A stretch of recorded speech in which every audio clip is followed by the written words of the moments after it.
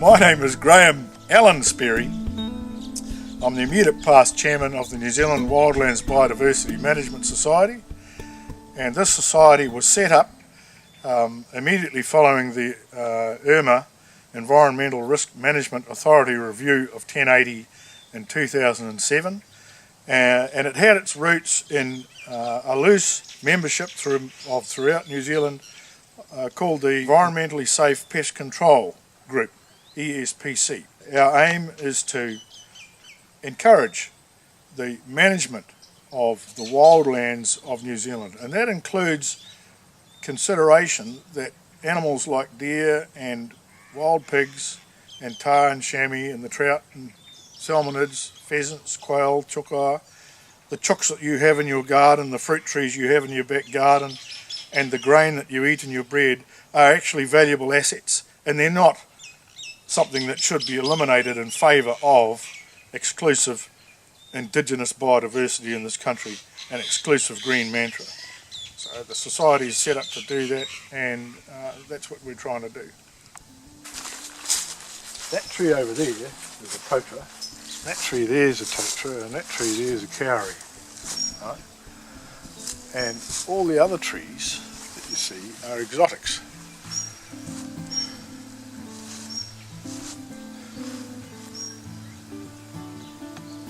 And that cabbage tree is a native tree, of course. So when you talk about biodiversity, you're talking about the diversity of everything that is alive, and that's from the smallest microbe in the soil to the largest tree. You could be talking about a 2,000-year-old California redwood that's been around from the time of Christ, is still a living thing, and that's part of the biodiversity of the world. So the term biodiversity does not apply only to what existed in this country prior to the occupation by humans. Biodiversity means exactly what it says. Biological, and diversity, a dispersion of, or an amount of, or a variety of. So when certain factions within the green lobby start talking about biodiversity, and they're talking about threats to biodiversity, they are misleading the public, because what they really want is to eliminate biodiversity in favour of a very narrow form of biological population exclusively indigenous to New Zealand.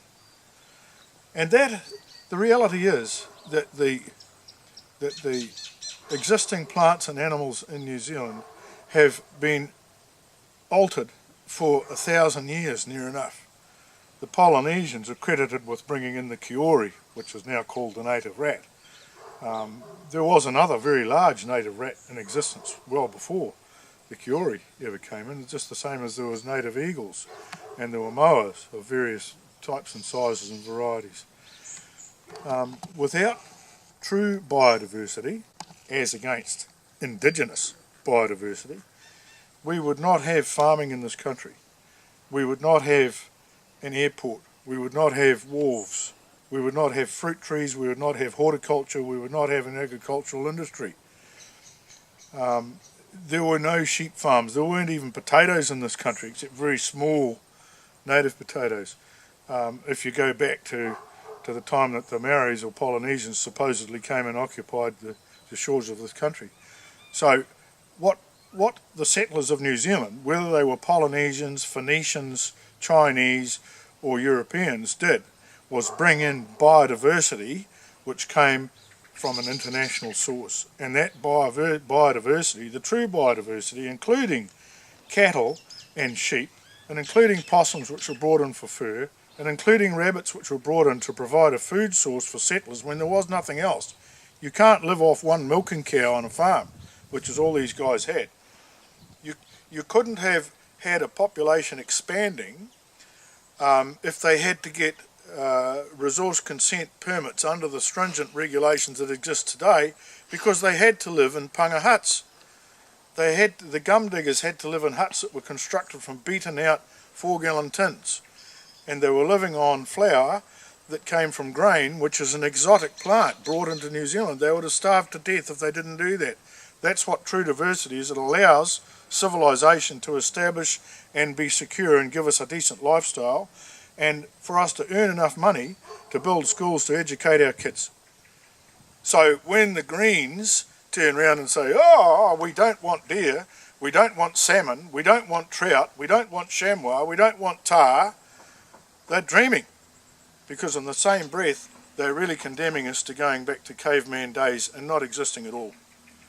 So the biodiversity strategy, which these same people, these extreme Greens, have been trying to introduce to New Zealand, and are still trying to introduce to New Zealand, which they want to overarch the total RMA and to dominate all regional planning in this country, is the biggest negative thing that could happen to humanity and the citizens of this country. It's positively ridiculous. It must be stopped.